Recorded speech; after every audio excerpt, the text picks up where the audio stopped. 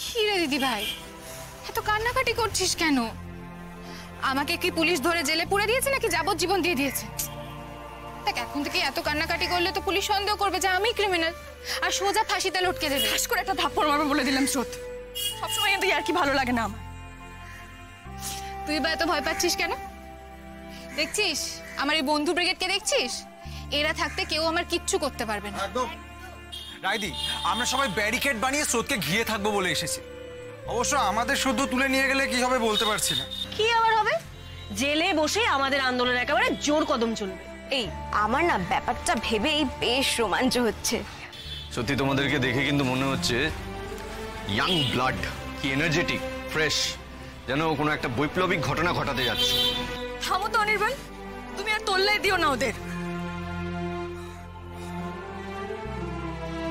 আমার খুব ভয় করছে, আমার তোকে নিয়ে ভয় করছে, শুধু টেনশন হচ্ছে আমার।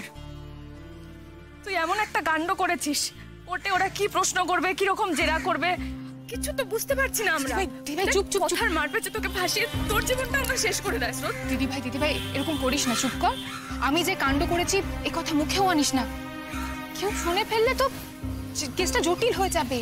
লিটল সিস, তোমাকে একটা কথা বলি, অন্যভাবে নিও না। তোমার মনে হচ্ছে না যে তুমি একটা বড় ঝুঁকি নিচ্ছ? It's a complete risk.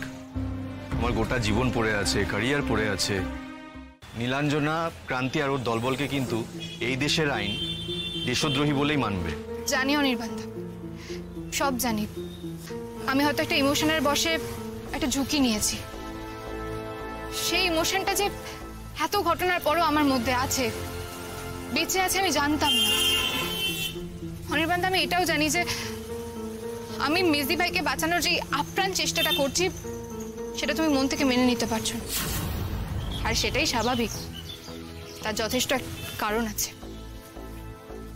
কিন্তু বিলিভ মি, আজকের মেজদি পুরোপুরি আলাদা একটা মানুষ। ওর নিজের একটা ভাবনা তৈরি হয়েছে, ওর জীবনে এখন একটা আদর্শ আছে, একটা লক্ষ্য আছে। তুমি ওকে দেখলে তুমি বুঝতে পারবে কেন আমি ওর পাশে দাঁড়াতে চাইছি। একটা মানুষ যে এমন আমূল বদলে যেতে পারে, আমি এই মেজদি ভাইকে না দেখলে বিশ্বাস করতাম না। আবার বলছি লিটল সিস, কিছু মনে করো না। নীলাঞ্জনা যে আগের বারের মতন আবার কোনো অভিনয় করছে না, সেটা কি তুমি শিওর, কনফার্ম? ও কি কি ধরনের মিথ্যে কথা বলতে পারে সেটা তো তুমি খুব ভালো করে জানো। এটা আবার ওর ভালো সাজার নাটক নয় তো? Are you sure, absolutely sure little sis? এর আগে মেজদি ভাই যতবার অন্যায় করে ভালো মানুষই দেখাতে চেয়েছে, আমি ওকে সব থেকে আগে ডাউট করেছি। দিদি ভাই মানেনি, মা মানেনি, কিন্তু আমি বলেছি এই অন্যায়টা ওই করেছে। আমার এটা ওর মুখের উপর বলতেও কোনো দ্বিধা হয়নি।